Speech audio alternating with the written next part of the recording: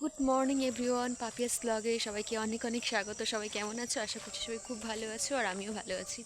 সকাল সকাল ঘুম থেকে উঠে বেরিয়েছিলাম একটুখানি হাঁটতে।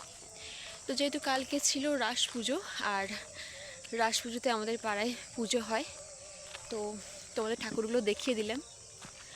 আর আমি এখন সময় পাবো না আসার, কারণ আজকে আমি ফিরবো কলকাতা বলতে যাব বারুইপুর। তো আজকে সারাদিন কী করছি না করছি সব কিছুই তোমাদের সাথে শেয়ার করবো। আর এই ব্লগটা আমি কবে শেয়ার করবো আমি জানি না, কারণ কি বলবো, চলো তোমাদের রাজ ঠাকুরগুলো দেখাই আর দেখাতে দেখাতে কথা বলি। আমি সব ব্লগেই বলি যে এই ব্লগটা কবে শেয়ার করব আমি জানি না। সত্যি বলতে কি, আমার সব ব্লগ ভিডিওগুলো শেয়ার করতে করতে অনেক লেট হয়ে যায়।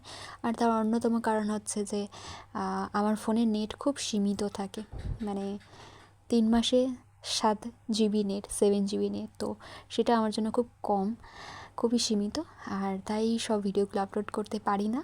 তো আমি যেখানে টুকটাক একটু কাজ করি, তো সেখানেই হচ্ছে একদম ওয়াইফাই থাকে, তো যখন ওখানে যাই সব ভিডিওগুলো আপলোড করে রাখি। তো যেহেতু অনেকদিন যাচ্ছি না, সেহেতু সব ভিডিওগুলো লেট হয়ে যাচ্ছে।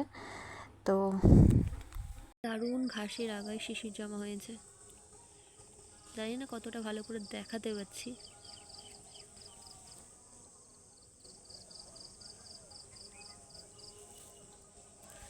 এটা কে? তুমি?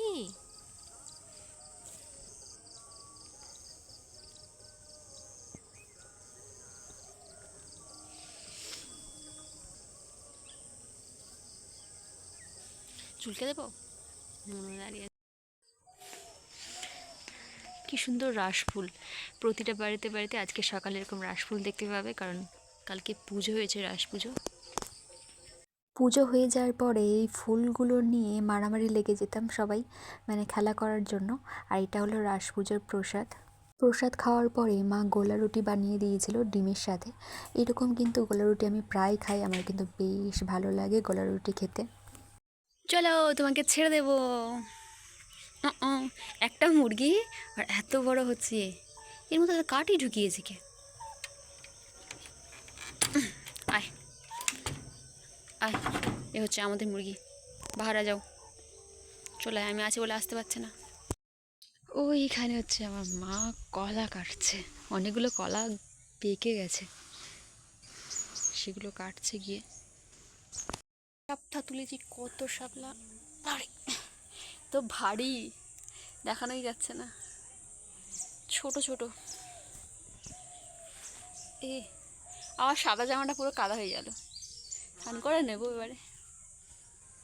কয়েকদিন ধরে ভাবছিলাম শাপলা খাবো, তাই আজকে ভাবলাম যাই শাপলা তুলেই আনি।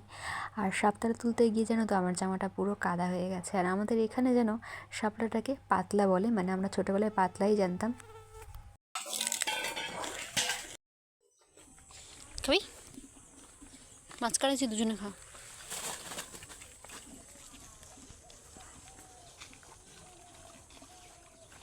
আজকে আমাদের রান্না হয়েছে কলা ভাজা, শাপলা আর মাছের ঝোল। আর এই যে ফুলকপি দিয়ে মাছের ঝোল, এই দুই রকম মাছ ভাজা, চিংড়ি ভাজা আর লোটে মাছ, এটা কিন্তু পাশের বাড়ি ভাই আমাকে দিয়ে গেছে।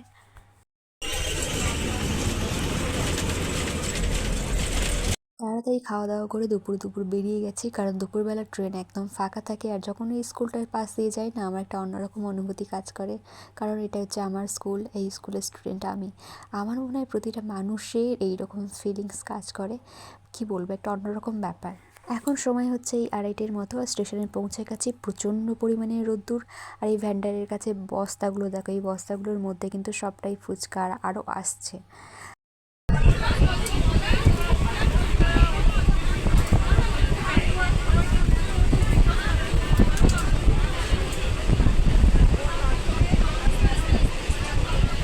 এমনি থেকে আমি বাড়িতে বেরানোর সময় ফোনের চার্জ দিয়ে বেরাইনি, আর আমি ভাবছিলাম যে এই জায়গাটা কখন আসবে আর আমি একটু ভিডিও করবো আর তোমাদের সাথে শেয়ার করব।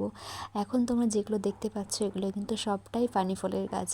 আর আমি এখন ট্রেনে বসে বসে ভিডিওটা করছি, মানে শুধু আমি একটা যে সাইডে বসে আছি, এই সাইডে তো পানি ফলের গাছ, আরও লেফট সাইডে ছিল আরও গাছ, মানে কি বলবো, দেখে শেষ করতে পারবে না। আর আমাদের এই দিকটায় প্রচুর পরিমাণে পানি ফল কিন্তু চাষ হয়। মানু এতক্ষণ ঘুমাচ্ছিল, সবাই ঘুম থেকে উঠে আমাকে দেখতে পাইছে। তো কোথায় ছিলি? আমি এই ঘরে ছিলাম, তুমি তো ঘুমাচ্ছিলে। তুমি কাঠ খুঁজছিলে? হ্যাঁ, কাঠ খুঁজছিলে? এই ঘরে, যে তুমি যে ঘরে বসে আছো এই ঘরে ছিলাম। তুমি কি খাচ্ছো? লজেন্স? লজেন্স খেলে না দাঁতে পোকা হয়।